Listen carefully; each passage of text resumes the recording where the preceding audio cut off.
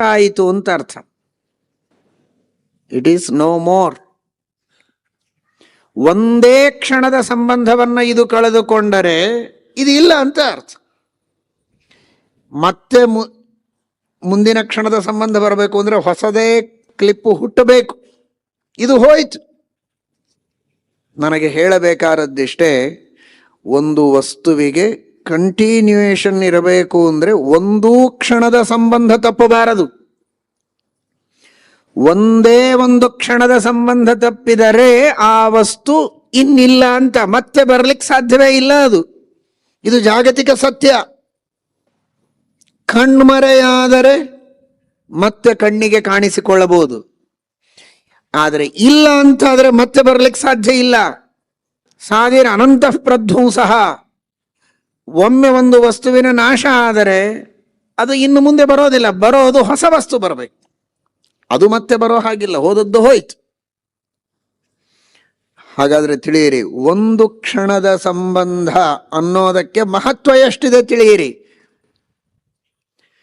ಮುಂದಿನ 100 1000 ಲಕ್ಷವೋ ಕೋಟಿಯೋ ಕ್ಷಣಗಳ, ತಾಸುಗಳ, ದಿನಗಳ, ವರ್ಷಗಳ ಸಂಬಂಧ ಆ ವಸ್ತುಗಳಿಗೆ ತಕ್ಕಂತೆ. ಇದಕ್ಕೆ ಅನೇಕ ದಿನಗಳ ಸಂಬಂಧ ಇರಬಹುದು, ಬೆಟ್ಟಕ್ಕೆ ಅನೇಕ ಸಾವಿರಾರು ಲಕ್ಷಾವಧಿ ವರ್ಷಗಳ ಸಂಬಂಧ ಇದೆ.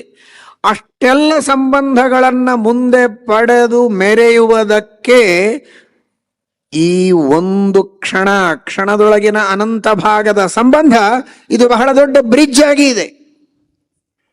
ಇದೊಂದು ಸ್ವಲ್ಪ ಕಟ್ಟಾದರೆ ಆ ವಸ್ತುವಿನ ಅಸ್ತಿತ್ವ ಹೋಯಿತು.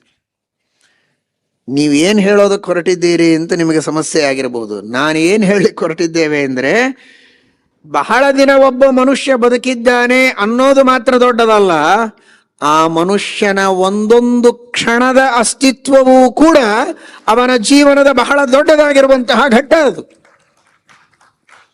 ಇದು ಕೇವಲ ಒಬ್ಬ ಮಾನವನಿಗೆ ಅಲ್ಲ, ಮಾನವನ ಶರೀರಕ್ಕಲ್ಲ, ಇದು ಪ್ರತಿಯೊಂದು ಜಡ ವಸ್ತುವಿಗೂ ಸರಿ, ಅನಾದಿನಿತ್ಯ ವಸ್ತುಗಳಿಗೂ ಸರಿ, ಹುಟ್ಟಿ ಸಾಯುವ ವಸ್ತುಗಳಿಗೂ ಸರಿ. ಹಾಗಾದರೆ ಅಂತೂ 10 ವರ್ಷ, 20 ವರ್ಷ, 50 ವರ್ಷ, 70 ವರ್ಷ, 80 ವರ್ಷ ಆಯುಷ್ಯ ಕೊಟ್ಟು ಬದುಕಿಸಿದೆಯಪ್ಪ, ಬಹಳ ದೊಡ್ಡ ಉಪಕಾರ ಅಂತ ಸುವರ್ಣ ಮಹೋತ್ಸವಕ್ಕೆ, ಷಷ್ಠಬ್ದಿಗೆ ಇನ್ಯಾವ್ಯಾವುದೋ ಶಾಂತಿಗಳನ್ನು ಮಾಡಿಸ್ತೀರಲ್ಲ, ಉಗ್ರರಥ, ಭೀಮರಥ, ಆ ರಥ, ಈ ರಥ.